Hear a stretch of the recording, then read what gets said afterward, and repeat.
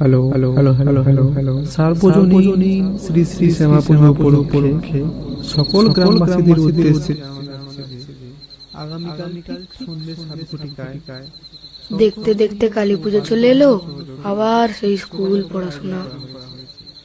আচ্ছা, আজ তো ভূত চতুর্দশী।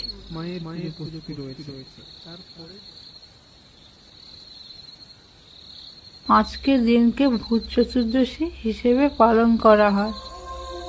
বিশ্বাস করা হয় এই অন্ধকার রাতে মৃতদের আত্মা পৃথিবীতে নেমে আসে। পরিবারের 14 পূর্বপুরুষের আত্মা তাদের প্রিয়জনকে দেখতে আসে। ওরে বাবারে, এবার কি তাহলে ভূত আসবে?